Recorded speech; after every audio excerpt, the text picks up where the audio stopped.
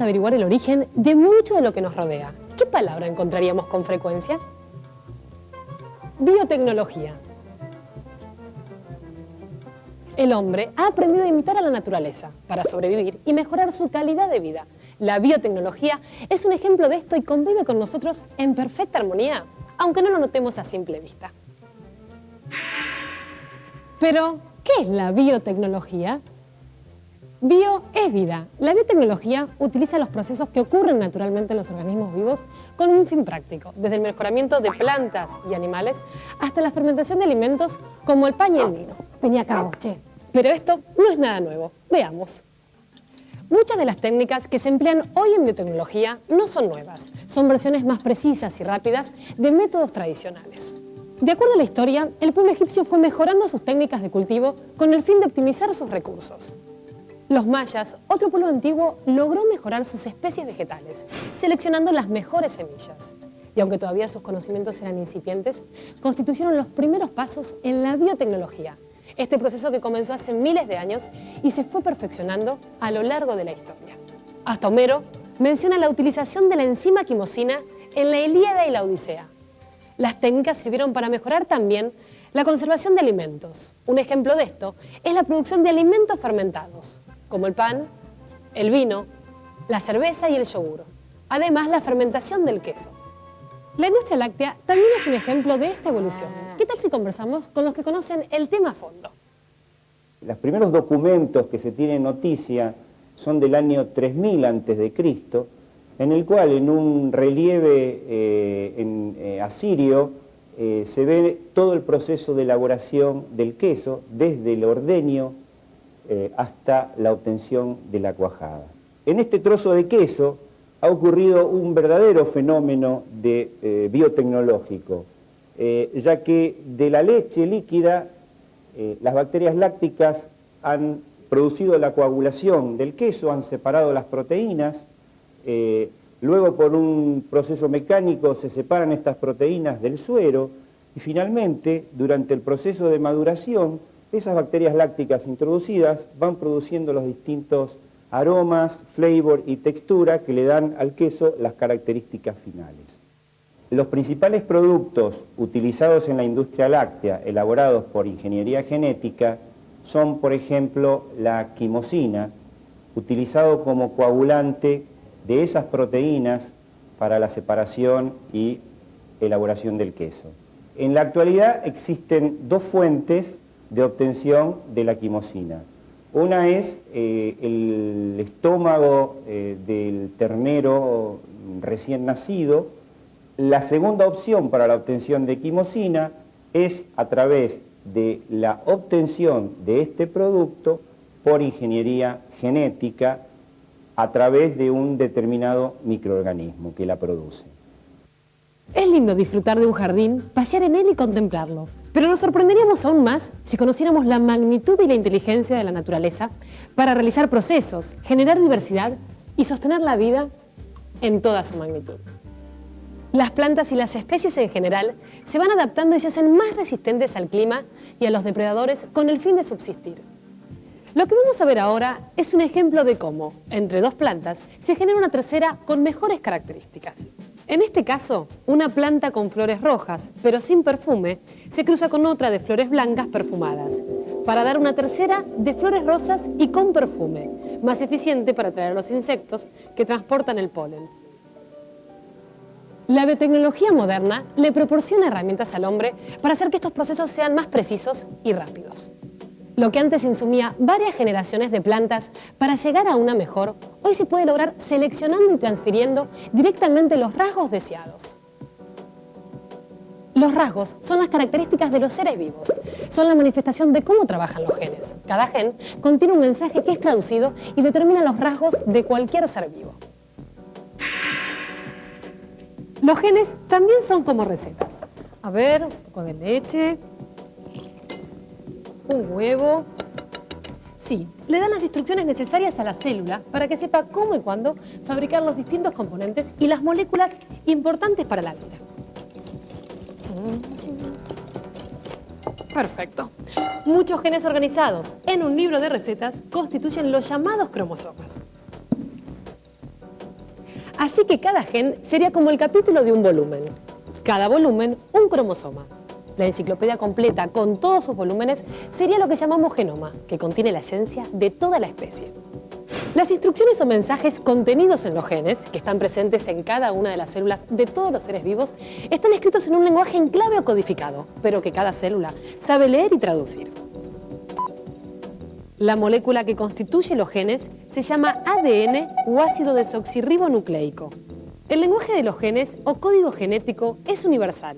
Esto quiere decir que tanto las plantas y los insectos, como los seres humanos, los animales y las bacterias compartimos el mismo. Esto quiere decir que un mensaje de un organismo puede ser entendido por otro. El alfabeto genético tiene solo 4 letras, A, T, G y C, que combinadas de diferentes maneras forman todos los mensajes que la célula necesita. Es como el lenguaje de la música, que con solo 7 notas tenemos infinitas combinaciones para infinitas melodías. En 1865, Gregor Mendel, un monje alemán, investigó y descubrió cómo se transmitían los rasgos genéticos de generación en generación y los llamó factores. Su trabajo constituyó la base de la genética moderna. A partir de los años 70, los investigadores adquieren la habilidad para separar genes y transferirlos de un organismo a otro, desarrollando una herramienta innovadora, la ingeniería genética. Hace años que esta tecnología es ampliamente utilizada para hacer que bacterias produzcan insulina para tratar la diabetes o generar quimosina para fabricar queso. ¿Y si vemos cómo funciona esto en la práctica? La ingeniería genética o tecnología de ADN recombinante es el conjunto de técnicas de laboratorio que permiten tomar un gen determinado de un genoma e introducirlo en el genoma de otro organismo, agregando una característica o modificándola de forma controlada para que resulte más beneficiosa. Antes de producir alimentos, la ingeniería genética se ocupó de la medicina. ¿Sabías que hay muchos medicamentos producidos por bacterias? Sí, es el primer producto medicinal que salió a la venta y lo usan los enfermos, es la insulina humana. Y esto se hizo aislando el gen de la insulina de páncreas humanos, separándolo y colocándolo en una bacteria que se llama Escherichia coli, para producir en grandes cantidades la insulina humana. Hasta ese momento no se usaba la insulina humana, no se podía hacer porque era sacar páncreas humanos, lo cual era imposible, y se estaban usando lo de los animales. Entonces esto, además de tener una gran ventaja en medicina, sobre todo lo que trajo es una revolución tecnológica y de producción. Después están todas las ramas que se llaman interferones o linfoquinas, que son proteínas que tienen que ver con nuestro sistema inmune y que se los está utilizando fundamentalmente para tratamientos con enfermedades virales o infecciones virales y enfermedades oncológicas, tratamientos en cáncer. Después hay vacunas, por ejemplo, la vacuna de hepatitis B. Bueno, podría seguir varios nombrando que son los que se llaman los biofármacos o terapéuticos. Y después vienen todas las nuevas corrientes que se van a ir desarrollando, como por ejemplo lo que se llama terapia génica, que es cuando uno tiene una enfermedad genética, entonces tiene una mutación que le produce, por ejemplo, una hemofilia. Uno puede pensar en que introducimos el gen no mutado y la hemofilia se cura. Los únicos casos hasta ahora que viven y que se han aplicado es lo que fue famoso como el chico de la burbuja, que nació con una enfermedad hereditaria del sistema inmune, que no podía fabricar sus respuestas y vivir en un medio contaminante como es el nuestro, y mueren. Entonces ahora hay 4 o 5 chicos tratados en los cuales se le introdujo el gen de la enzima que necesitan para fabricar todo su sistema inmune, y los chicos viven bien. Es un nuevo concepto además que trae la biotecnología, que es el ADN, no solo como nuestra información genética, sino como medicamento. Entonces, porque ahí empieza a haber una nueva biología, en la cual se empieza a hablar de la genómica funcional, en la cual el genoma hoy en día sería como un diccionario, tener todas grandes enciclopedias con todas las letritas de nuestro alfabeto genético. Pero además en el campo médico va a traer nuevos medicamentos, mucho más precisos, va a tener nuevas vacunas, todo esto ya está en desarrollo fuertemente, porque se estudian los genomas humanos con los genomas bacterianos, cómo interaccionamos con los huéspedes, cómo evolucionamos. Eso lleva a una medicina evolucionista, es decir, nosotros no estamos aislados, somos parte de esta naturaleza, entonces estamos metidos en este mundo, cómo nos relacionamos con los otros genomas, que son los que Pasteur decía que nos atacaban, pero tal vez no nos ataquen, tal vez tengamos una forma de vida con ellos. Ahora que vamos conociendo un poco más sobre los campos de aplicación de la ingeniería genética, veamos cómo genes de organismos no vegetales, como por ejemplo de bacterias, se pueden insertar en las plantas. Es como cuando en la computadora utilizamos las técnicas de copiar y pegar. Tal es el caso del BT, una bacteria común del suelo que produce proteínas tóxicas para ciertos insectos. Cuando los genes de esta bacteria se insertan en la cadena de ADN de la planta, esta puede protegerse sola y no es necesario usar insecticidas químicos. Las técnicas de ingeniería genética se pueden usar para solucionar una gran variedad de problemas. Ustedes saben que las plantas se enferman de muchas cosas, se enferman con virus, se enferman con hongos, se enferman con bacterias, de la misma manera que los humanos o los animales se enferman. Uno lo que puede hacer es estudiar, digamos, cómo otros animales u otras bacterias se defienden contra sus enemigos naturales y usar esa información para lograr que una planta que a priori no tiene esa capacidad logre defenderse contra estos patógenos determinados. Como ustedes saben, el maíz, por ejemplo, es un cultivo de verano y durante el verano hay días frescos del verano que hacen que el rendimiento del maíz baje drásticamente. Entonces, si uno logra aislar la información que tiene el pasto patagónico, digamos, que hace que ese pasto resista al frío, y introducir esa información en el maíz y lograr que el maíz resista a esos días frescos del verano, digamos, eso implicaría que no se pierda, digamos, producción del maíz si es que toca un verano fresco, por ejemplo. Uno lo que tiene que hacer es introducir toda esa información adentro de, en principio, una única o unas pocas células de la planta que uno quiere transformar. Las células de las plantas son totipotentes, eso quiere decir que a partir de una única célula, uno manipulando las condiciones de cultivo de esa única célula, puede lograr que esa célula se divida miles de veces y dé origen a una planta entera. Esa planta va a tener esa información genética que uno introdujo en cada una de todas sus células. Con esta serie de herramientas, uno lo que puede hacer es saltar la barrera de especies, o sea, uno puede aislar información genética de una bacteria y lograr expresar esa información genética en una planta. Hacer la planta transgénica por ahí lleva un año, pero después la evaluación lleva años, porque además, digamos, una vez que uno tiene la autorización por parte de la CONAVIA para hacer el ensayo, uno tiene que hacer el ensayo a campo y comprobar que realmente esa planta tiene las características que uno desea, ¿no? Los genes forman parte de las células forman parte de los alimentos. En consecuencia, sí, comemos genes. O sea, los alimentos transgénicos sufren todos los controles que sufre un alimento común, más otros controles que son específicos para los transgénicos. O sea, yo creo que incluso están mucho más controlados que muchísimos otros alimentos.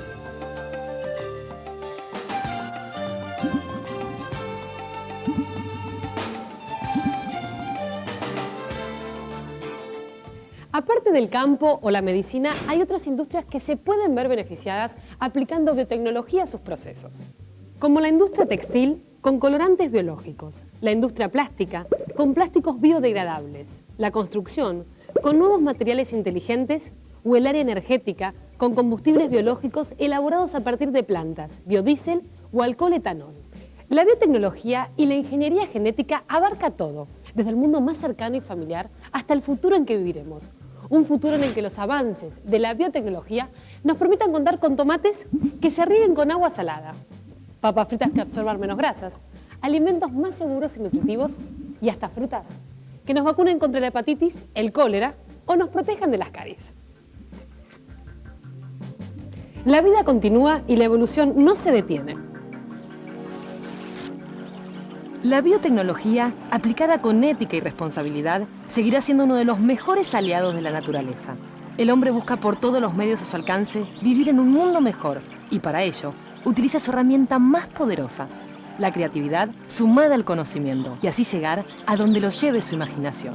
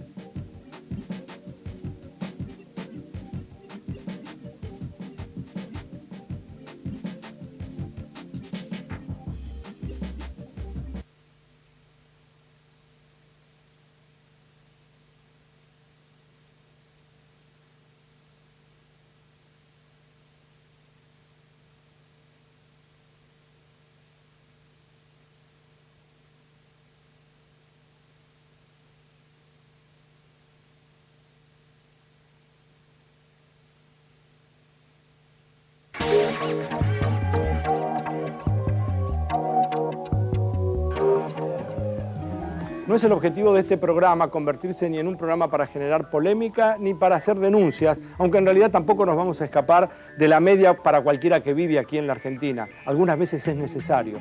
Pero lo que queremos hacer en este momento es presentar un informe que tiene que ver con los transgénicos. Esto tiene una cantidad de gente que lo impulsa, grandes impulsores, y otros que son detractores de los transgénicos. Ahora, usted debe haber escuchado hablar de ellos. ¿Qué son? ¿Para qué sirven?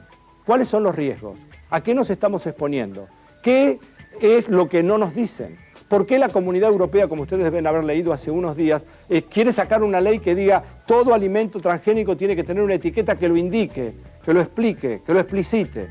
Y hay mucha gente que está en contra de eso, y gente que está en contra dentro de Europa, y en particular en los Estados Unidos, y también en la Argentina, porque la Argentina es el segundo país exportador de transgénicos en el mundo. Bueno, para entender un poco más de este tema, vale la pena enterarse mirando este informe. Venga.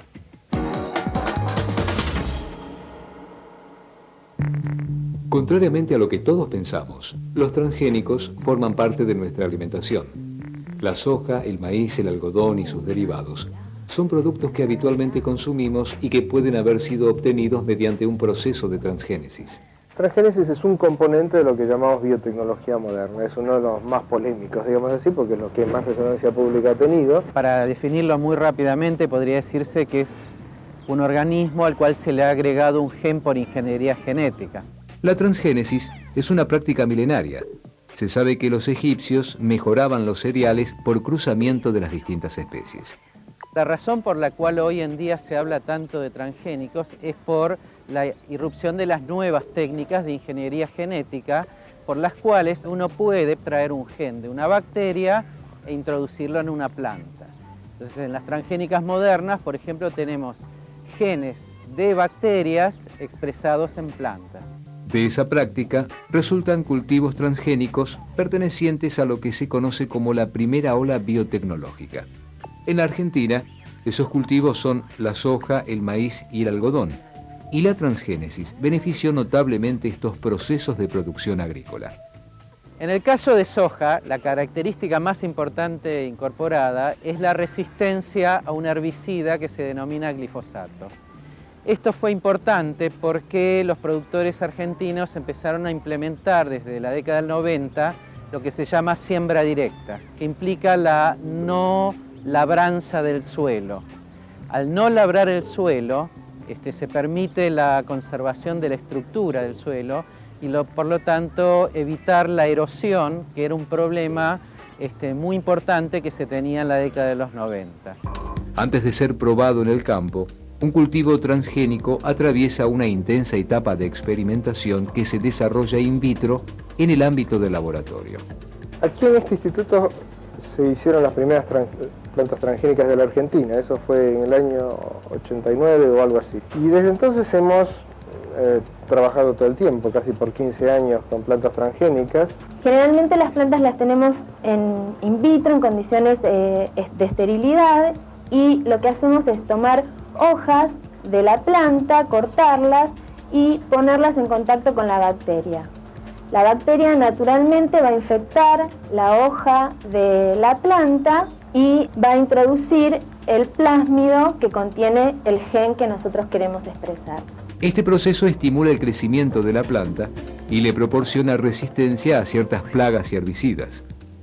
Entonces van a ir apareciendo los distintos brotecitos, estos son distintos estadios, ¿sí? Aparecen los distintos brotes, hasta obtener una nueva planta transgénica que tiene en todas las células el gen que a nosotros nos interesa expresar. En esta cámara estamos probando uno de los primeros ensayos que hacemos para ver si la planta transgénica que ya obtuvimos y ya propagamos es capaz de cumplir con lo que fue programada, que en este caso es una resistencia a hongos. Está en un suelo inoculado con un hongo y lo que vemos es si la planta resiste a él o no. Para lo que tenemos que hacer es medirla y ver si el crecimiento es afectado o no por la presencia del hongo en el suelo. Una vez terminado este ensayo, lo ideal sería probarlo a campo. Es un paso necesario para ver si realmente en el campo las plantas resisten. Los productos de la segunda y tercera ola biotecnológica ya se están investigando en nuestro país y serán algo así como alimentos inteligentes, es decir, un tomate enriquecido con más vitaminas o un café descafeinado. En estos momentos estamos esperando ya en los próximos años lo que sería el producto de la segunda ola de la aplicación de la biotecnología, que corresponde a productos derivados de plantas transgénicas, pero donde se ha mejorado la calidad nutricional o están relacionados con mejorar la salud de quien la consume. Por ejemplo, soja, a partir de la cual se produzca un aceite con menor contenido de un determinado ácido graso, o bien arroz con mayor contenido de betacarotenos, o frutas y verduras con mayor cantidad de vitaminas. Esto está siendo evaluado en estos momentos, se están desarrollando, está siendo evaluado, se espera en los próximos años poder tener estos cultivos. Bastante más adelante, pero esperamos poder verlo pronto, está la tercera ola de las aplicaciones en la biotecnología, que se refiere a usar a las plantas como productoras de determinados, por ejemplo, medicamentos, drogas, lo que se llama las fábricas de moléculas. Nuestra investigación de transgénicos incluye el trabajo con plantas de papa, inicialmente. La idea es generar plantas de papas que tengan resistencia a distintas infecciones virales que ocasionan la pérdida de una proporción importante de la producción. Y un proyecto quizás más a largo plazo es el molecular farming, que es, una idea simple, es que un vegetal exprese proteínas humanas o animales para la producción de fármacos. Los pronósticos son muy alentadores, pero por tratarse de procesos que todavía están en etapa de experimentación, los posibles riesgos de la transgénesis también están siendo considerados. Estamos encontrando también la aparición de malezas tolerantes, una situación, digamos, que es de riesgo posible por el hecho de que vamos a necesitar nuevos herbicidas o, por otro lado, un uso más intenso de ese mismo herbicida para controlar las malezas, lo que implica un uso creciente, es decir, un cambio de patrón en el uso del herbicida mucho más alto, y lo que implica, por supuesto, un mayor consumo y una mayor liberación del herbicida al ambiente. En el caso de maíz, lo que se especula es que probablemente, así como pasó con los insecticidas químicos, puedan aparecer insectos con resistencias al maíz resistente a los insectos. Es decir que, digamos, existen consecuencias negativas desde el punto de vista científico, lo importante es poder predecirlas y poder hacer planes para su manejo. La CONAVIA lo que hace es analizar los pedidos de autorización para la liberación al medio ambiente, primero en forma confinada, es decir, con aislamientos y con todas las precauciones del caso, de todas las plantas transgénicas, plantas, animales y microorganismos transgénicos que se quieran ensayar en la Argentina. En la Comunidad Europea existen controles más estrictos y recientemente se ha puesto en vigencia una ley que obliga a identificar los productos transgénicos mediante una etiqueta visible para el consumidor. Aparece como una amenaza para el comercio porque ha habido una campaña muy fuerte contra los cultivos transgénicos. En términos reales, hay que ver qué pasa cuando uno pone en una góndola una lata que diga proviene de un cultivo genéticamente modificado y otra que no diga nada. ¿En qué se fija la gente?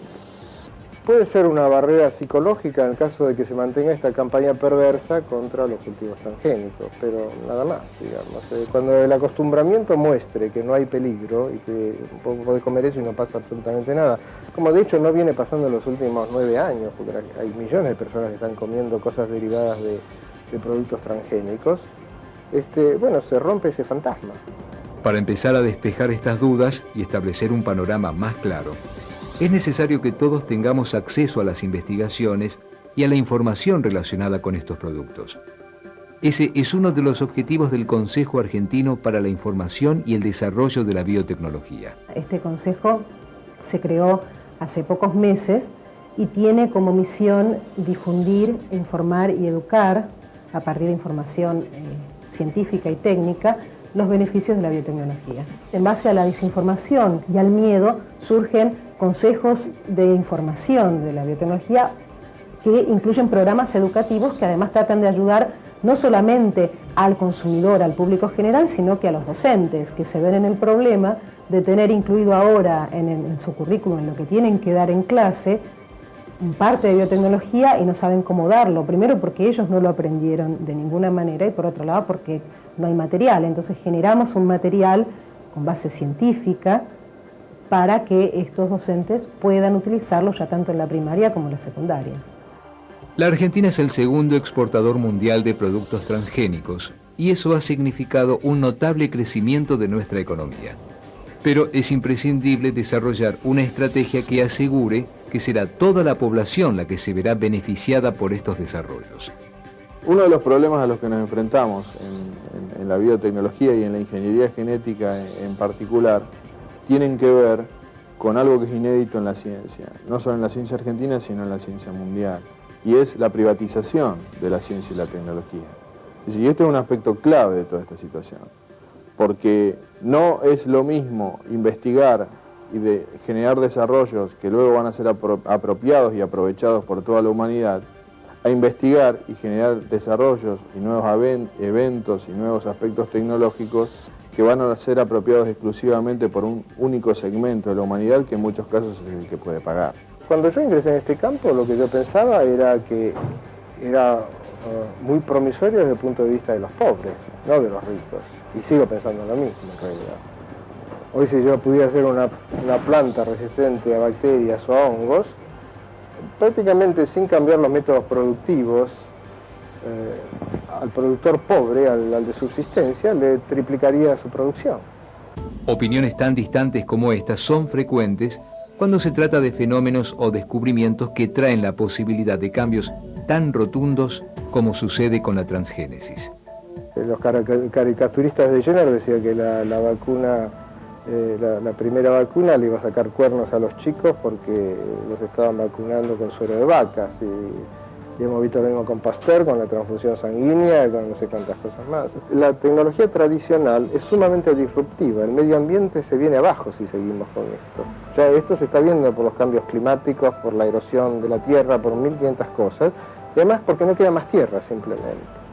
O sea que la única solución a esto es utilizar la misma cantidad de tierra más intensivamente para producir más del doble de comida y con tecnologías más blandas que afecten menos al medio ambiente. Esto la gente no lo ve porque va al supermercado y sigue comprando su comida todos los días, pero el sistema puede llegar a un colapso de acá a 20 o 30 años. Esta convivencia entre convencional y transgénico necesita de políticas.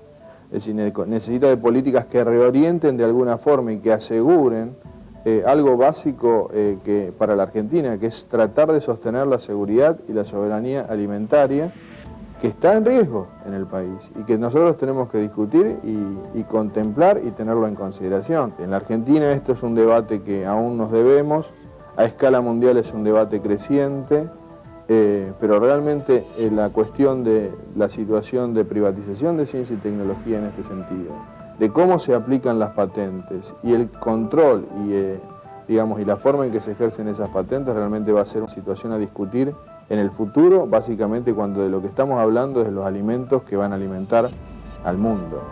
La transgénesis podría atentar contra la biodiversidad, pero también podría terminar con el hambre en el mundo. Un debate necesario entre dos posiciones cuyas consecuencias involucran a toda la humanidad anunciando grandes cambios.